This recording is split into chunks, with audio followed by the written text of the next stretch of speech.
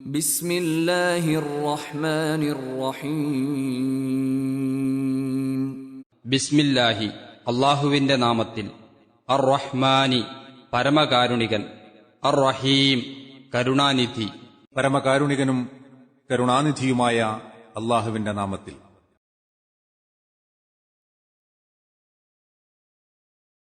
ഫകദ്ദബ വഅസാ.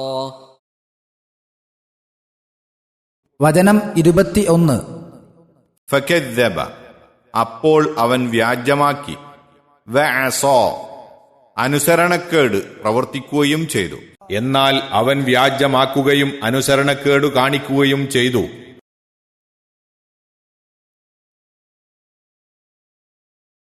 ثم أدبر يسعى. വചനം 22. ثم أدبر പിന്നെ അവൻ പിന്നോക്കം പോയി, പിന്നിട്ടു. യസ്ആ പരിശ്രമിച്ചുകൊണ്ട്. പിന്നീട് അവൻ എതിരായ പരിശ്രമം നടത്തിക്കൊണ്ട് പിന്നോട്ടു പോയി.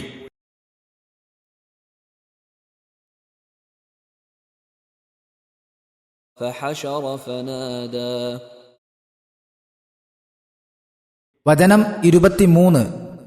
ഫഹശറ അങ്ങനെ അവൻ ശേഖരിച്ചു, ഒരുമിച്ചുകൂട്ടി. ഫനാദ എന്നിട്ട് വിളിച്ചു പറഞ്ഞു, പ്രഖ്യാപിച്ചു. അങ്ങനെ അവൻ തന്റെ ആൾക്കാരെ ശേഖരിച്ചു, എന്നിട്ട് വിളിച്ചു പ്രഖ്യാപിച്ചു.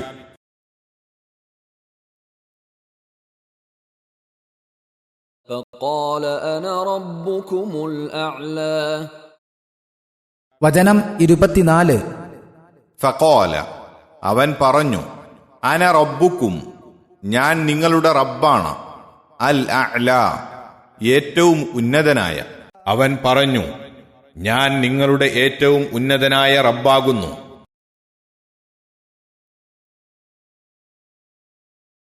فأخذه الله نكال الآخرة والأولى.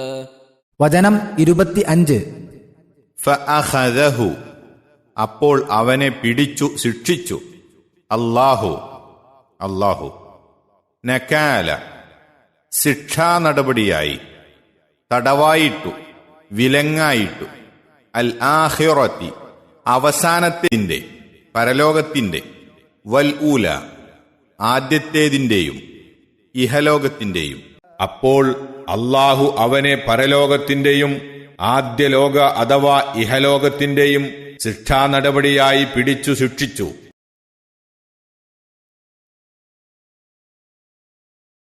إن في ذلك لعبرة لمن يخشى. വചനം 26.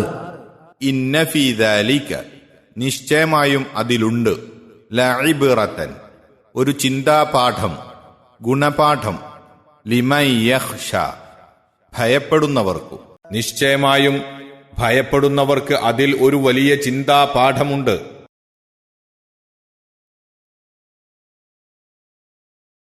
أأنتم أشد خلقا أم السماء بناها. വചനം 27.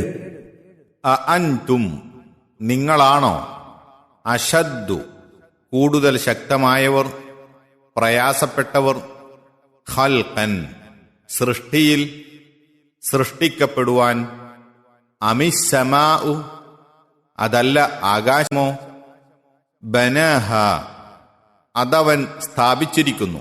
നിങ്ങളാണോ സൃഷ്ടിക്കപ്പെടുവാൻ കൂടുതൽ പ്രയാസപ്പെട്ടവർ, അതല്ല ആകാശമോ, അതിനെ അവൻ നിർമ്മിച്ചിരിക്കുന്നു.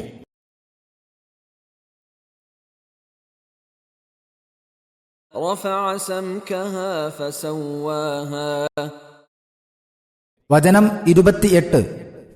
റഫഅ അവൻ ഉയർത്തി, സംകഹ അതിന്റെ മേൽഭാഗം, ഉപരിഭാഗം.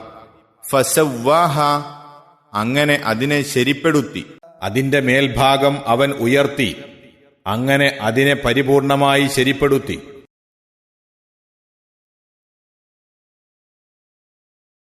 وأغطش ليلها وأخرج ضحاها. വചനം 29. വഅഗ്തശ അവൻ ഇരുട്ടിയതാക്കുകയും ചെയ്തു. ലൈലഹ അതിന്റെ രാത്രിയെ, വ അഖ്റജ പ്രത്യക്ഷപ്പെടുത്തുകയും ചെയ്തു.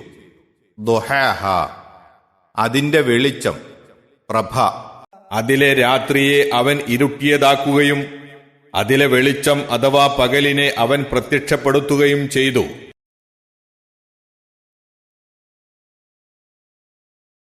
والأرض بعد ذلك دحاها വചനം 30. വൽ അർദ ഭൂമിയെയും, ബഅദ ദാലിക അതിനുശേഷം, ദഹാഹ അതിനെ അവൻ പരത്തി വിധാനം ചെയ്തു. ഭൂമിയെ അതിനുശേഷം അവൻ പരത്തി വിധാനിക്കുകയും ചെയ്തിരിക്കുന്നു.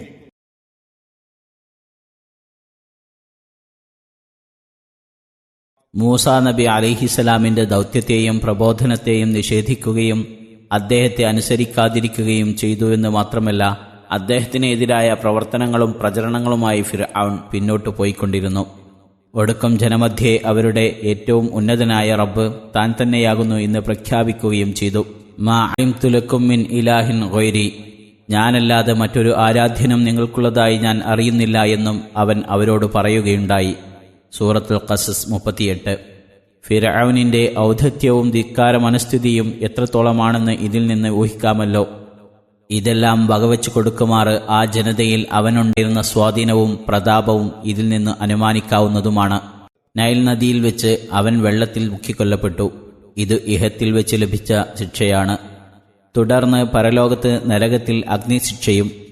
ഒരു മഹാസാമ്രാജ്യത്തിന്റെ സർവാധിപതിയായിരുന്ന ഫിർഔനിന്റെ അതിദാരുണമായ പര്യവസാനത്തിൽ അള്ളാഹുവിനെ ഭയപ്പെടുന്ന ആർക്കും വമ്പിച്ച പാഠമുണ്ടെന്ന് തീർച്ച തന്നെ.